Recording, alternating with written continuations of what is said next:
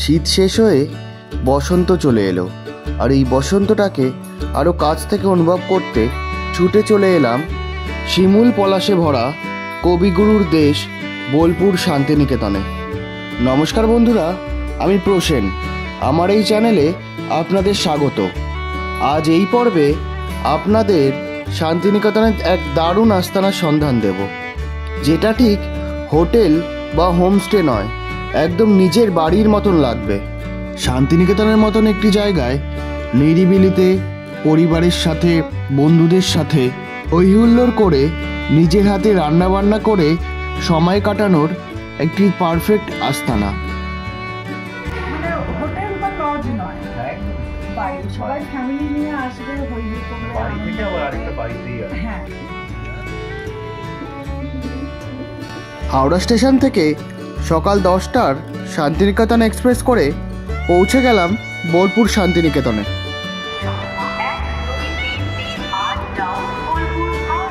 Station থেকে এই আস্তানাটির দূরত্ব 2.8 কিলোমিটার। টোটোতে 8 থেকে 10 মিনিট সময় লাগবে। টোটো চালক মাথাপিছু 10 থেকে 20 টাকা ভাড়া নেবে, আর বলতে হবে আশীর্বাদ লজের পাশে নামবো। এটাই হলো আশীর্বাদ লজ, আর এর পাশে একটা বাড়ি পরেই আমাদের আস্তানা, যেখানে ঢুকলে মনে হবে একটা বাড়ি ছেড়ে আর একটা বাড়িতে এসেছি। বাড়ির নিচতলাটাই শুধু আমাদের মতন ভ্রমণ প্রেমিকদের জন্য দেওয়া হয়। ঘরের ভেতরে ঢুকতেই একটা সুন্দর বারান্দা। এখানে দুটো রুম রয়েছে, একটির নাম সাধনা আর অপরটি শৈলজা। এটি হলো সাধনা। ঢুকতেই বাঁদিকে রয়েছে বইয়ের সম্ভার,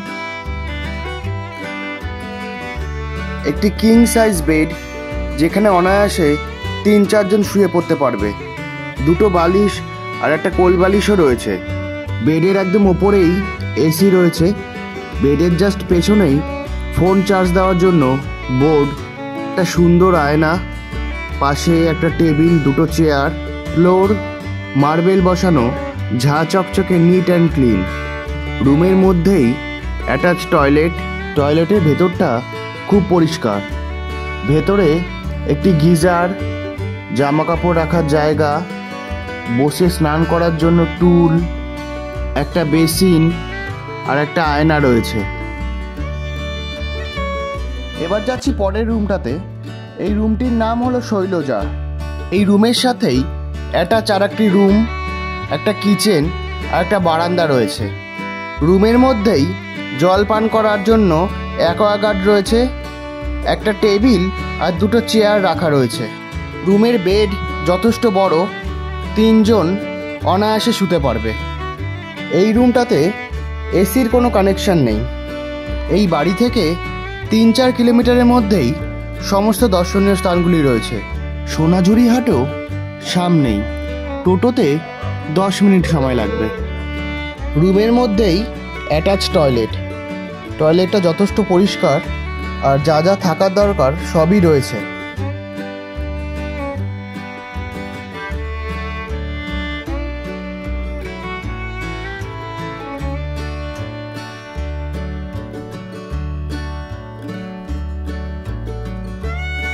চলুন এই বাড়ির ওনারের থেকেই জেনে নেওয়া যাক এই বাড়ির সম্পর্কে। অ্যাকচুয়ালি মানে আমার বাবা অল্প বয়সে মারা গেছেন, তো সেই বাড়ির যে ভাই, যে বাবা, কাকু, ঠাম্মা, দাদু সবাই একসঙ্গে থাকবে, বাড়ি এসে সবাই ফিল করবে যে হ্যাঁ এটা বাড়ি, একটা স্নেহের বন্ধন আছে এখানে। এখানে ওই জিনিসটা থাকে। হ্যাঁ, মানে হোটেল বা লজ নয়, বাড়ি সবাই ফ্যামিলি নিয়ে আসবে, হৈহুল্লোড় করবে, বাড়ি থেকে আবার আরেকটা বাড়িতেই আছে। হ্যাঁ, একটু অন্যরকম পরিবেশ। একদম। আমি এটা সবাইকে বলি যে আপনারা মনে করুন নিজের বাড়ি থেকে আপনারা আরেকটা শহরে আরেকটা বাড়িতে আছেন, আর ফিলও হচ্ছে পুরো বাড়ির মতনই, বাড়ির মতনই। এটা আমার কাছে সবচেয়ে বড় পাওয়া। হ্যাঁ, ফিল করেছি ওটা, যেটা একটা নিজের বাড়ি। হ্যাঁ, এটা যেন ওরা এসে ফিল করে যে এটা বাড়ি, এটা বাইরে কোথাও না, এটা আমার নিজের বাড়ি। এই বাড়িতে আপনাদের সুবিধার জন্য রয়েছে একটা সুন্দর রান্নাঘর।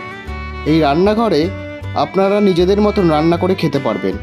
এই বাড়ি থেকে একটু এগিয়ে গেলেই রয়েছে একটি বাজার, সেখান থেকে আপনারা নিজেদের প্রয়োজন মতন জিনিস এনে রান্না করে খেতে পারবেন।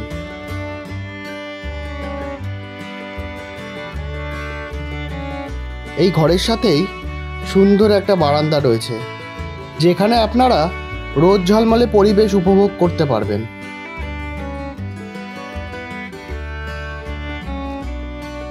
এই বাড়ির সবথেকে বেস্ট জায়গা হলো এটি।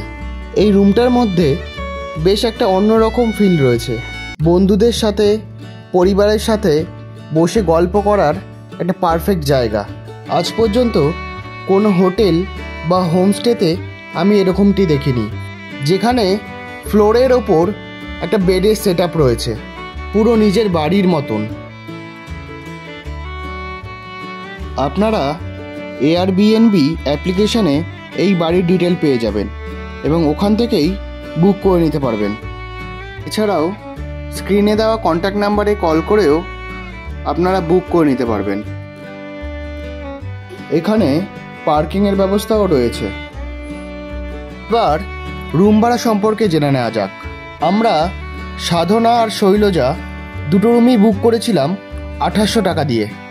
আপনারা সিঙ্গেল রুমও বুক করতে পারেন, সেক্ষেত্রে সাধনা 1200 টাকা আর শৈলজা পড়বে 1600 টাকা। তবে বিভিন্ন উৎসবের দিনগুলিতে এই ভাড়া পরিবর্তিত হয়। টাটা টাটা করে। সত্যি কথা বলতে বাড়ি থেকে দূরে এলেও পুরো বাড়ির মতনই লেগেছে। আপনারা যারা ফ্যামিলি নিয়ে আসবেন তারা অবশ্যই একবার এই হোমস্টেটা ট্রাই করতে পারেন।